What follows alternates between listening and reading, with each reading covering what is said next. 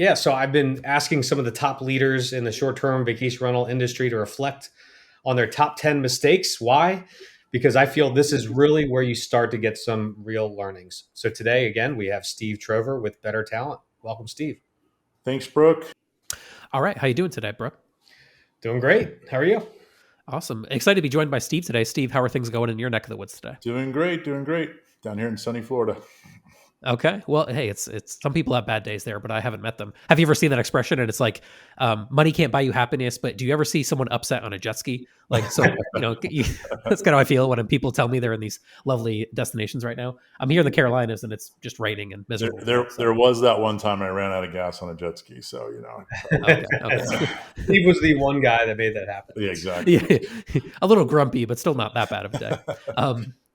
No, all good. I'm excited to kind of, talk about this today. So we've got top 10 mistakes kind of series kicking off here with Steve. So would love to kind of get your background on these mistakes. I have an outline here.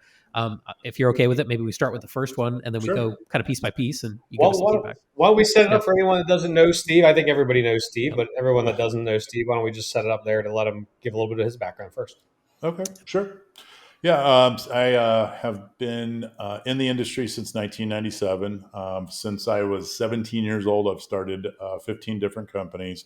Started a vacation rental company in 97, grew that to almost 400 properties over about a 20-year period. Had a development company called Purpose Built Vacation Homes. Had a real estate company, had an interior design company. Over that 20-year period, I'm also the past vice president of the VRMA over a 5-year period, going back about 10 years ago. And I also was involved in a software platform in this space called LiveRes. And so I've been involved in all aspects of the vacational business. About almost 7 years ago now, sold the group of businesses, got into consulting, trying to figure out what I wanted to do next, and landed on people. And so fast forward to today, Better Talent is 3 years old. I'm the CEO and founder of that company, and we work with about 200 companies across the country, helping them with hiring in the vacation rental space specifically. So, yeah, fantastic. I think that's great background to have for sure, to understand everything you've done and where you are today. Just a little bit of experience, Yeah. Lots of mistakes along the way, so plenty to talk about today. Good segue. What was it hard then to narrow it down to just 10, or was it relatively straightforward? I could do about 1,000, I think. The book you wrote, I think I could probably just write all my mistakes and have a book. So, yeah. I gotcha. Well, the first one that you had in your outline is trust accounting. So maybe we start there. I guess I'm aware of this concept, but maybe break it down for me. I don't know if you've ever been on subreddit. There's a subreddit called Explain Like I'm 5. So how would you explain, if I was 5 years old, how would you explain trust accounting? And then why was therein lies the problem, right? And what I mean by that is it's seemingly not complex. It shouldn't be, but for whatever reason in this industry, it has been very complex for a lot of people, myself included, because when I came in, I thought, well, I just need a good finance person. They'll understand it, a CPA or whatever, bookkeeper. But the reality is trust accounting is pretty complex. In fact, vacation rental businesses as a whole are very complex because there's so many moving parts for such a small company. And really, there's all these different business units rolled up into one you have to be good at. But really taking on owner rents from guests, and then putting that into a trust account. And instead of putting that into an operating account, you actually have an account where those monies go and they stay safe because those monies are to be sent on to the homeowner. The challenge is most of the software in the space and a lot of people that do accounting in the industry, it's just not really designed very well. And especially back when I started, there wasn't any. There was no real strong trust accounting platforms. And frankly, your typical CPA, even today, doesn't truly understand trust accounting. You need to have a professional that really understands how to do it and operate a trust today. So, and I see this every day. It's still a challenge in our industry. And many states don't require it by law, including Florida, where Steve obviously launched out of. So many states do require it, and I think it should be actually something that's required in every state going forward. It's kind of ironic that, you have so much money tied up with these vacation homes and so much cash is running through it. And if you look at the amount of regulations you have on 401ks and IRAs, but yet you have a lot of times more cash flow running through, a vacation rental company or you're a vacation rental account, there's no regulations on that. And I'm Mm-hmm. not, look, I'm the last one that's pro regulations and over regulating. Same. But in certain case, I think this is probably one standard that I think almost everyone agrees that all states should require trust accounting for sure. And I just, look, I want to thank Steve for being candid and being vulnerable here. Like he said back in 1990, early late 90s, this was not even a thing. And it's much easier to set it up out of the gates than it is to do after the fact, because once you've kind of built the business not that way in a state like Florida where it's not required, it's almost impossible unless you have millions of dollars to kind of catch up to go backwards and do it retroactive. So you're spot on here, Steve, by saying not not doing trust accounting right out of the gates. And I do agree it should be a requirement. And like you, I'm not a big legislation type of person, but I think this is one where they're going to have to take it a little slow to roll it out, because it's going to take those companies some time to get right side up. But if you're listening to this, don't wait, do it now. Work towards that. And there are some really good resources in the space now to be able to make that happen that we didn't have 27 years ago. So. Yeah. I feel like, Brooke, this book is going to be an amazing asset for that new person who's like, I've just got my first property. This is the first book you should slide their hands. You know what I mean? Just them reading stuff like this, stories like this, 5, 6, 7 decisions made early on is going to save them 500 headaches later on, as 100%. As you alluded to a second ago. 100%. I mean, I keep saying that I feel like this book is going to be like the equivalent of like Good to Great, for our industry. And I hope it helps people, like you said, set them in the right direction from the beginning. Absolutely. Right on. Well, I think your second point then, Steve, is fantastic given the focus today on better talent. And maybe this is the origin of this, but as I read it, not recognizing the team is actually the single most important piece of the business early on. The market leaders in the industry all have that same thing in common, which is that they focus on the team and they invest in the best teams. So, I've hired, Brooks hired a lot. Obviously you have a better view of it than maybe both of us, given the size and scope of your current operation with better talent. But I guess the mistake makes sense to me, but how do you actually get the right team? I guess I'm curious how you had to learn that lesson and how do you feel about it today? Yeah, I mean, where I learned it was early on. I just kind of filled spots, and I think when you start a business up early and maybe you haven't run a lot of companies, you try to just figure out who might be the best for whatever role, and you don't even necessarily understand what that structure should look like. And that was me. I just kind of started filling holes. We need this done. Let's hire somebody to do it. And instead of having a very specific way that we go about building that structure. And today we call it the people stack at Better Talent, where we actually look at full-time, part-time, independent contractors, consultants, et cetera, to build out that team of people.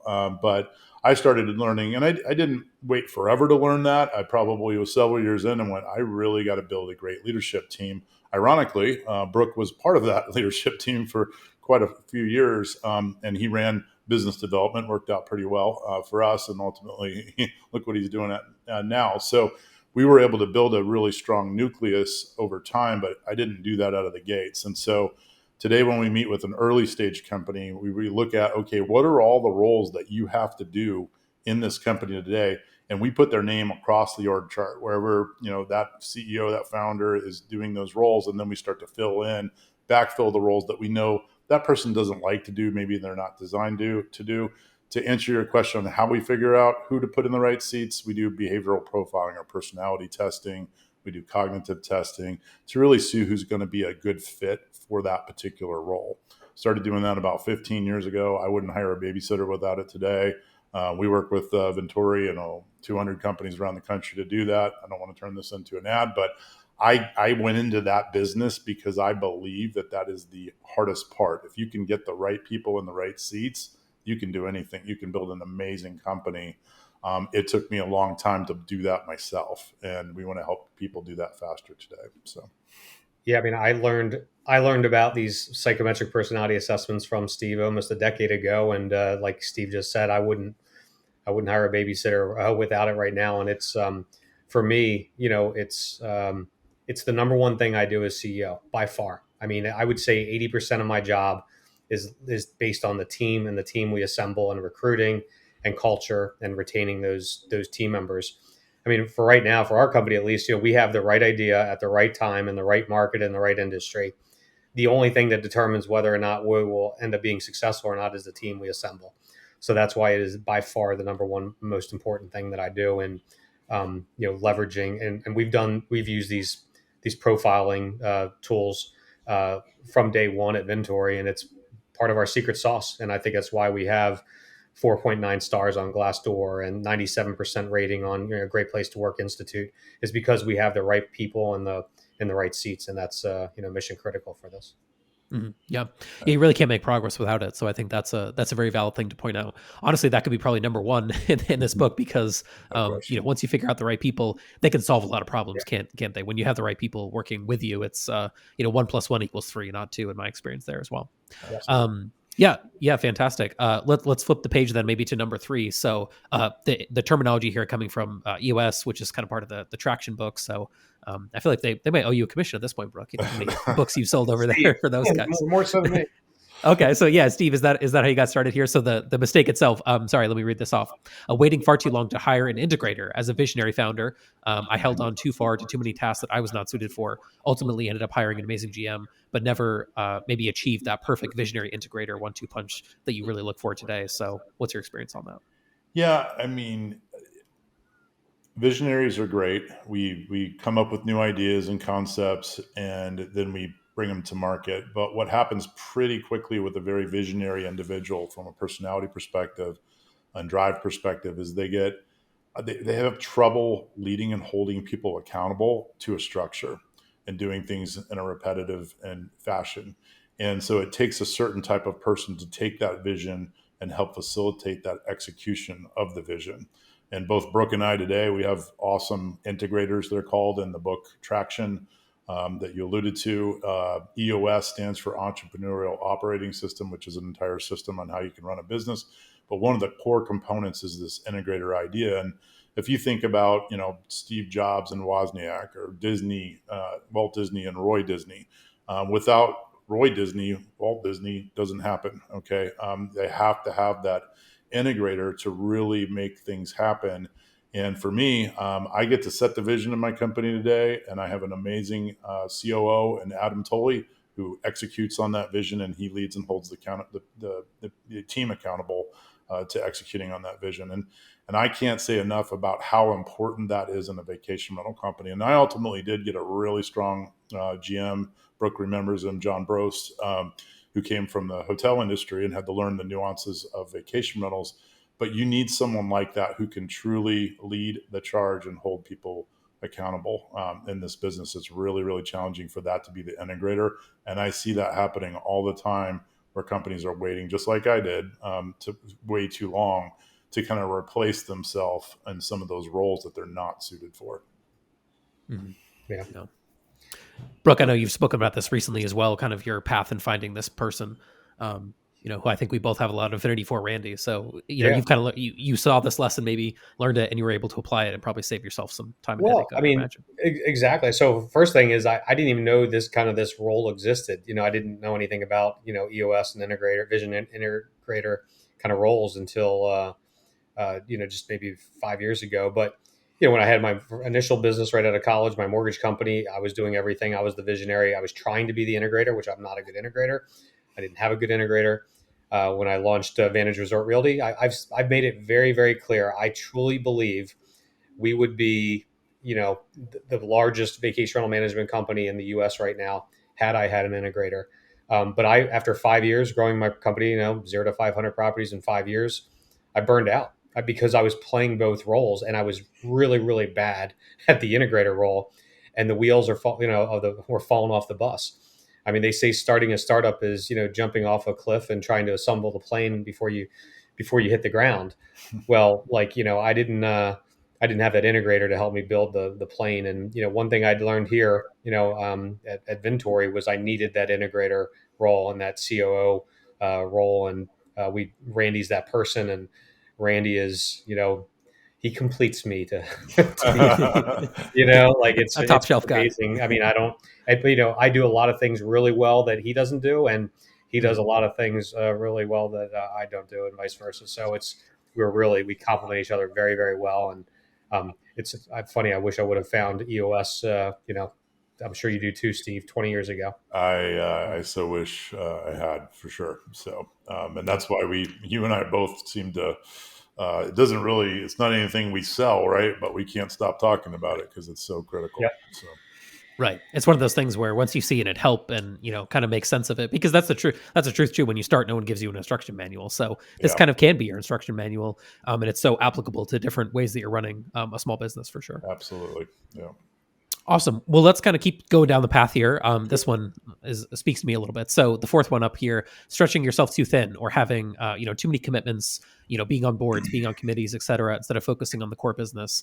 At one point, I think you said in your notes here that you were on 14 at one time. That's obviously a lot. So giving back and giving time to the organizations that maybe have helped you along the way is great, but not necessarily if that actually stops you from growing your company. So yeah, what is it about this that you think, you learned, and what was the lesson that you took from it? In many respects, I don't regret all of the work that I did on industry associations and boards and committees and all that. I mean, I learned things through all of that are applicable today. However, I got stretched really thin.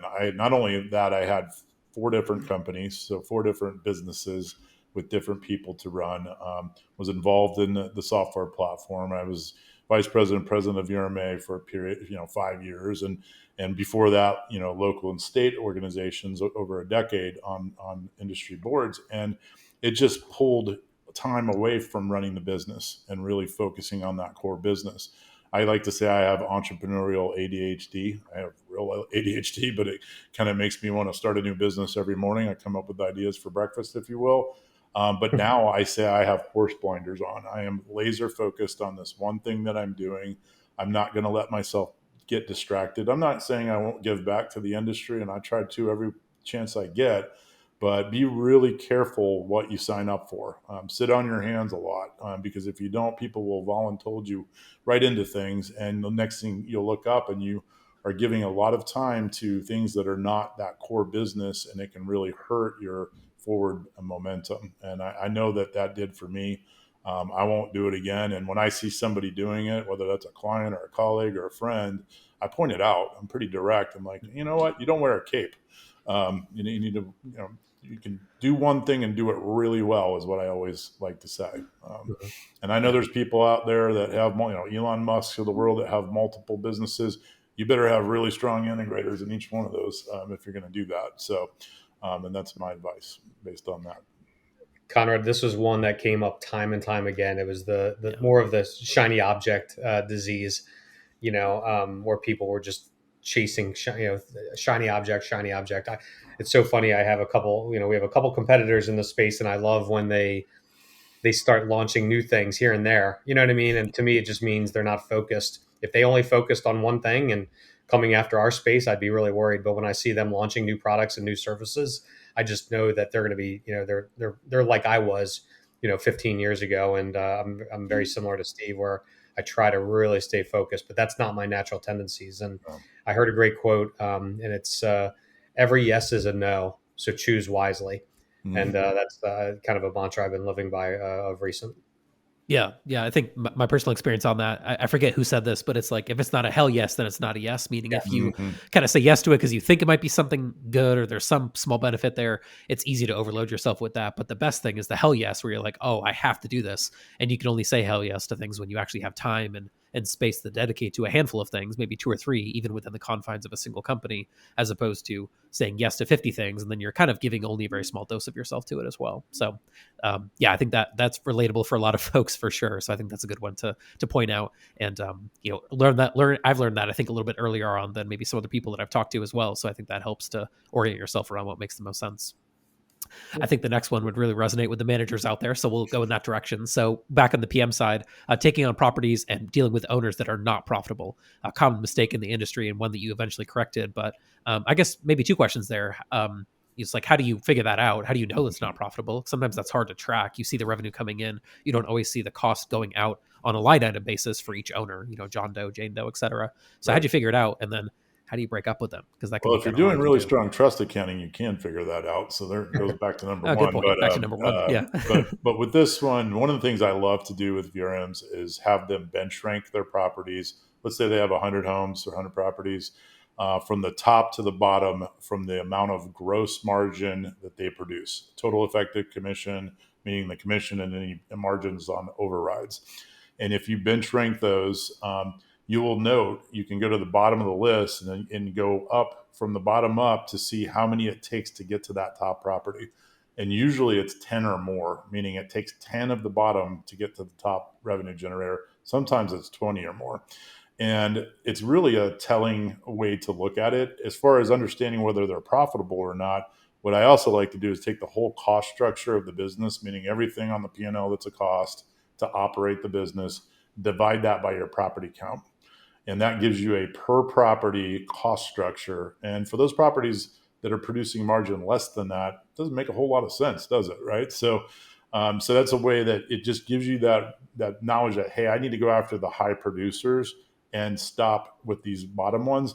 The other thing I like to have them do is add a column to that spreadsheet called the PETA factor. And that's those owners that are kind of a pain in the neck, right? They're the ones that take up most of your time. What I tend to find when we do this is that at the bottom of that spreadsheet is where the PETA is the highest, meaning the owners are the most challenging. The ones at the top, frankly, they don't even have time to mess with you because they're probably high net worth individuals that have really high end homes, and they tend to leave you alone a little bit more than the others. And so that's, again, another telling way. And I know that not everybody is going after high end properties, and there's different models. So you got to do it a different way for that. But at the end of the day, if you've got an owner that just will not leave you and your team alone, and is not upgrading the property and all that, they just don't make sense to manage. Call Brooke, get them, go grow new inventory, right? Because you need to churn out. And I call it pruning the bottom. And if you prune out the ones that just don't make sense, it gives you opportunity for growth. You don't have to call me and hire a bunch more people to get more properties if you get rid of the ones that aren't making a lot of money for you. So it's a really wise way to run the business. I had to learn that the hard way over a long period of time. So. Yeah, I remember Steve told me this, I think, way back in 2010, and that was something we actually did. So we created three columns, though. So we had the net margins to us. We did the PETA factor, but we also did, trouble tickets or maintenance tickets on the property. Yep. And what we did is we color coded it green, yellow, and red. And it was kind of the Jack Welch, bottom 10%, was on red. And if there was ever a property that was in red in all three, no questions asked, they were gone. We got rid of them. Mm-hmm. And then if it was 2 out of 3, then we would discuss it, and we would have almost like a vote on it. And that was a great way that we pruned. And I ended up using that term from Steve again, way back in 2010 or so. Yeah, right on. I think that's ultimately what everybody has to do, and it's hard though. It's hard to like reduce your optionally or choosing to get rid of inventory when, as you talk about, Brooke, so often the value of that inventory is so high, but it can't come at the expense of your team. It can't come at the expense of operating profitably. Otherwise you're taking, 2 steps forward, 3 steps back in some cases for sure. Yeah, well, let's head down the next path then.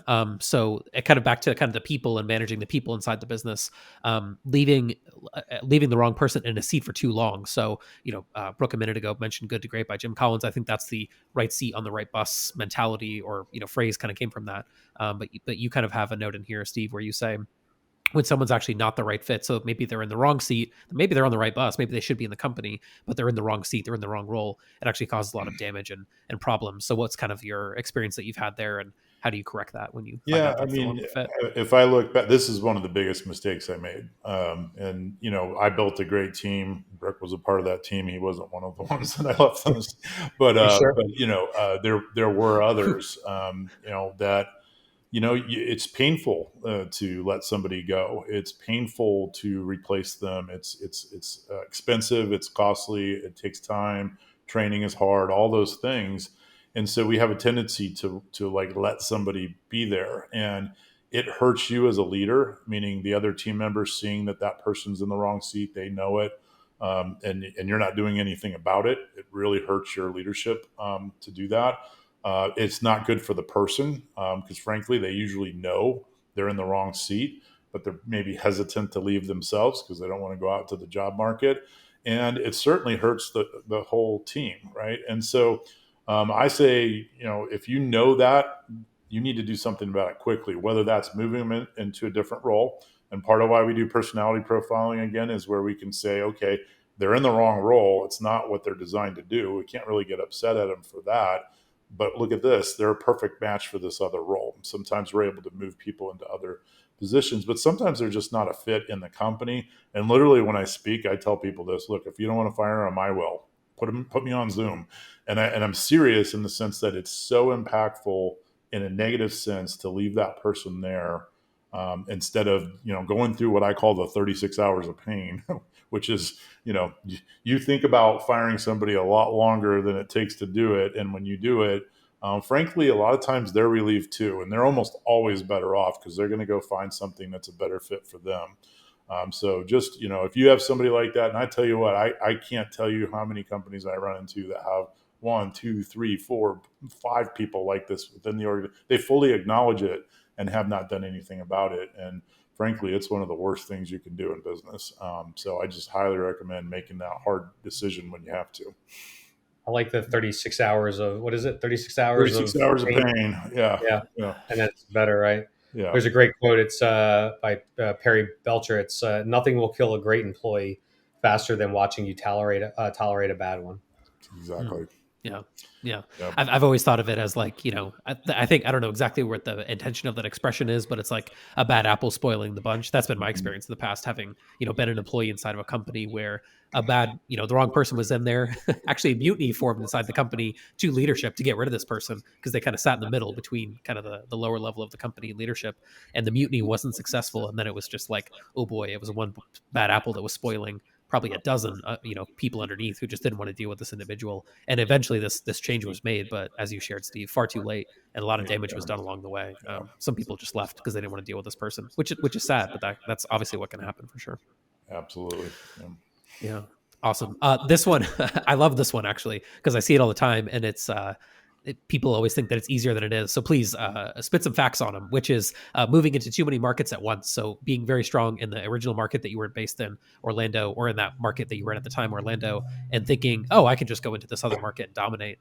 Never as easy as you think. The owners and guests in the new market are not impressed by what you did in the original market. So give me some background on this, because I see this one all the time. Mm-hmm. Yeah, we were, I can just say it, we were the dominant leader in the luxury side of the Orlando market for probably 15 years of the 20 years I had the business. And, we were a really strong brand, and we were 100% direct bookings. You don't hear that very often today, and had a really great business. And so you kind of get this air about you. And I don't want to say I was like super arrogant about it, but I felt confident that I could just march into another market, set up shop, and everybody would want to come to our company. And it's not like that. It certainly isn't. And they don't care what you did in the other market. And somewhat they'll look at it and go, okay, yeah, they're strong there. But the owners are fickle, and they're going to look at what you can do in that market, what you have done, and how you're going to market, all those different things. And it is really challenging. And I see companies go into new markets all the time when they're not even close to market dominant in the one they're in. And so my advice is at least get to that point, right? If you haven't really gotten a strong brand and a strong, kind of anchor in that market that you're in, why would you go to the next market? Because it's a lot more challenging than you think it's going to be. And you lose that kind of local component too. So even though we had offices in our other markets, the CEO, the owner, the leadership team was all centralized in Orlando. And so we didn't feel like that local company. So it becomes very challenging. And we're seeing that at scale with Vacasa and others, not to down what they're doing, but it is a really, really hard thing to do at scale in this business and do it well. And so you better, if you're going to go into a new market, make sure you have a really, really strong company and plan to go into that new market with. So, Yeah, I mean, we're seeing all these little startups, these the kind of the STR kind of startups, and that's what they're doing. They're taking one property here, one property there. They're chasing all these different markets. Where I keep recommending just be a focus. pro in one market and be the best on the planet. Inch Yep. wide, mile deep. Be the best on the planet at that one market, and then and only then you can think about going to the other market. This is a mistake that I feel like almost every single company has done, and they look back on it like, why did I do that? Yeah, If I were going to do it again, I would actually open a new company in the new market, not use the existing one, and that is branded that market. So there's that. yeah. Not that I plan to do it again. So there you go. That's a not a mistake, but rather a good decision, probably Yeah. in some respect. But yeah, I see it all the time for sure. It's something that I think makes the marketing so much less effective too, because what do you stand for? When you're in these 7 different markets, it's like, from my perspective, it's how can we actually promote this company when it's trying to be 7 things in one. And my frame on it was always, it's your part-time focus and someone else's full-time focus. So they wake up every day and Yep. market XYZ, and they think, I'm going to crush everybody today. I'm going to get every home. I'm going to manage it. I'm going to get every cleaner I can on my team, etc. And for you, it's like, on Fridays I'll check in on market XYZ, and it just never works in my experience, unless you have that huge team and huge build out, like you were saying a moment ago, Steve. 100%. Right on. So yeah, let's turn over here. We're getting pretty far in, so let's get to number 8. Not getting everything in a contract and trusting people on a handshake. So while this was rare, a few times it did come back to bite you and bit you hard. So I'm sure there's a bad story here. I don't know if you want to retell it, but yeah, what's this? Yeah, I mean, there's just a couple of situations where I was working with somebody that I trusted, and it was kind of a handshake deal, as they say, and it did not go well, and to the tune of millions of dollars, right? So, like, you didn't have a contract with millions of dollars. Well, it didn't start as millions, but things kind of grow over time, and then you forget that you didn't even have a contract in place, or you think it's okay. And I see this all the time. Oh, we don't need a contract. It's a hand. I think everything should be in writing. It keeps you honest. It keeps the other person honest. There's if something goes awry, there's a contract to point to. It doesn't have to be 56 pages, but it needs to be in writing. And I made it was a major mistake a couple of times, and it was I was a young entrepreneur thinking I could just get by without it, and I see it all the time. So I highly recommend getting everything in writing. Get a good attorney. Have a good business attorney that can look at any document that you're going to sign or any agreement that you're going to put together and make sure that it's got good legal jargon in there that covers you. That's my recommendation. So I saw this. This one came up time and time again after after interviewing 50 people. Make sure you get it in writing. It was a common one for sure. Yeah, for sure. And one of those situations where you don't want to be a penny wise and a pound foolish. Congrats, you saved an hour or $300 of a lawyer's time on the front end. And then as you showed, Steve, the back end could be so much more painful than that. That's for sure. Absolutely. Right on. Well, let's go to a different direction then. Trusting data to third parties. So no matter how strong your relationship is with your software or service provider, critical to have an access and understanding of financial reservation data, et cetera, in a usable format at all times. Excuse me. So how does that kind of play into a mistake, or that data is so important, obviously? So we all give our data to different organizations, whether you're signing up for Gmail or anything you click the little terms and conditions box on, right? And so a lot of times you're providing that data. When you're in the vacation rental business, your guest data, your property data, your owner data is in your PMS. It's in a lot of different technology platforms, and you need to make sure that you have control and ownership of that data. And so that in the event that you part ways with a software provider or some type of provider, you can get that data when you part ways in a format that you can use it. And what I mean by that is, if they just give you an export of the data, but you needed the system to be able to extract that data, doesn't help you a whole lot. And I'm not going to go into the details of that happened to me, but it happened, and it was very, very painful, to say the least. And so, and that was with a company that you think you have the strongest relationship with. So you definitely need to have that ability to get to whatever data points that you provide to that provider in a usable format at the point of exit. And that's not a knock on any of the software providers. We have a lot of great vendors and suppliers in this place that are very focused on making sure that they keep that data whose it is, right? But you got to watch out, because you never know. So right on, Brooke. Your thoughts? Perfect. Nothing to add other than I agree 100%. Right on. Flawless. Well, hey, sometimes that's all that has to be said about it. Fantastic. I think we're getting over to the last one here, and like you said, this isn't every mistake you made, but we really do appreciate you sharing these, Of because I course. think it helps set the stage for other people to kind of learn from it, and like you said, give this to someone who's in year two and save them a lot of headache and pain down the road. So I like this one because maybe it talks about that person who is starting right now and thinking, well, I'm not thinking about this right now. I'm just starting out, so I don't really need to worry about this. But there's a lot of wisdom in this kind of idea, which is not running the company as if you're preparing to sell the company in the future. So even if you don't want to sell the company today, you eventually kind of figured out or had the lesson to learn where if you run it where it's sellable, you have more options and things like that. So walk me through that a little bit. Maybe even what a sellable company looks like. How do you structure that, and how is it a mistake that you've learned from as you've Yeah. grown? So most of us, we build a company and we may even have it in our mind that we do want to sell it, but we don't necessarily build it to sell it. And what I mean by that is structure it in such a way that it is being built so that in the event that it needs to be sold or you want to sell it, you don't have to do a lot of surgery to get it there. And an example of that would be in the property management world, transferable contracts. Most of the acquirers of companies do not buy your corporation. They don't buy your LLC. They buy your assets. They buy your website, your brand, your customer list, and your property contracts. And having contracts that are transferable right out of the gates will make that easy. Because I'll tell you what, it's really hard to go back to your 150, 200 owners and say, hey, we need you to sign this new contract and it's transferable. That's a red flag.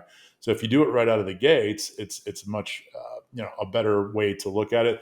The other thing is so many companies in this space, because they don't have an integrator and they don't have a team, aren't in a place to sell because the owner is the relationship with the homeowners. The owner is too involved in the company. And when companies want to buy a company, they kind of look to buy the company, and the owner departs, generally speaking, pretty quickly. And so, if the company is so reliant on that person and the relationships are tied to it, it hurts the value of your business. And so, you got to think about that at the beginning, put a structure in place with a team, make sure you have the contracts right. Trust accounting, I mentioned at the onset, is very important so that you know your right side up. A lot of people go in to sell, don't even realize how upside down the business is from a balance sheet perspective because they're not doing proper financial controls. And they end up getting a lot less from the business than they thought they would because they got to pay back that owner trust. And so it's all of those types of things. Just thinking a lot. There's a really great book, Built to Sell. Highly recommend reading. And it talks about that more generally, but there's a lot of very specific things you want to do as a STR manager, vacation rental manager in this space to prepare for it. And I did not do that. That's for sure. I was not thinking along those lines. Yeah, I pushed out Jason Sprinkle's post today on LinkedIn, and one of his, which was just a lot of these actually echoed yours, Steve. And but number four that he said was begin with the end in mind. He said Mm-hmm. find Jacoby, Olin, Ben Edwards, or Simon Lehman, and understand what truly drives the value of your business. Then get up every morning and aim at those targets. And there's something to be said, like you said, Steve, like you may not want to sell your business after you hit all those metrics, because that's you're building up the business based. It's telling you the metrics you need to hit from the get go, and if you hit those, there's a high probability you probably want to just keep it. You got a cash cow. Exactly. Yeah, I think that's the funniest part about this whole thing, which is that if you build a business to sell, you don't want to sell it because it doesn't need you. It's profitable. It runs, not automatically, but it runs in a structured fashion. And then but you don't even really need to sell it at that point. I think that's a great lesson to learn for sure. Exactly. And even if you don't get to that fully ideal, I think like we're talking about here, the closer you are to that, the better you're going to be. If you're 90% of the way there, you're going to be happier than if you're 5% of the way there for sure. I did due diligence research. A client of mine did, and basically they wouldn't acquire a company in their market because they said that same thing that you said a second ago, Steve. They called it key man risk, which is that Mm-hmm. actually it was a woman. But if this person were to leave the company that we acquired, we think we would lose all these owners that are coming out of the program, and therefore the value would go from X to X minus 50 homes or something like that, and it would no longer make sense to acquire the company. So a woman that was trying to sell her vacational company was unable to do so because of so-called key man risk, exactly what you're Mm-hmm. describing. Even though they really wanted to do the deal, they just couldn't figure out a way to get it done. So Right. All right, Steve. Well, thanks for coming out here and sharing your top 10 mistakes. Really appreciate it. But before we close out, I have one question for you. If you could go back to call it your 25-year-old self and give yourself one piece of advice, what would it be? read Brooks' book on all of the mistakes that everybody is making. So, I first was thinking I'd just given the document of my 10 mistakes, but I think you're going to need them all. So, and the reality is that when I started in the industry 27 years ago, I definitely leaned on some of the OGs, okay, that were in the market, and I started to learn from them. There weren't that many to choose from, and I didn't know how to identify them. Figure that out. Read this book, read this information, go to conferences, meet people, go talk to the old people. And a lot of the young people are very open to it. Some people, oh, we know how to do it better, guys. There's a lot of knowledge from mistakes, right? And you're all going to make them. I would much rather you make your own new ones and be able to write a book later on, 20 years from now, than make the same mistakes that we all made. So learn from the wisdom of the people that came before you would be my single biggest thing that I would say to myself 25 years or 27 years ago now. So, yeah. I think the best part about that too is that a lot of this knowledge is actually pretty inexpensive to get. You don't have to go to Wharton and get an MBA or Harvard. In fact, if you did that, you might not even really be in that great of a position to run a vacation rental company. It's in this book. It's talking to mentors and things like that, Steve. Exactly. I say everybody has to go to the hardest school there is, and it's the most expensive one. It's called the University of Hard Knocks, and it doesn't care if you went to Harvard first. So it'll humble you. Yeah. You might have some tools that'll help with, but you still got to go through it. And so if you can learn some of the potholes before you hit them and try to avoid them, then that would be a good thing to do. So. Yeah, phenomenal. Well, yeah. Anything else you want to add in, Brooke, or should we put a bow on this one? Let's put a bow on it, man.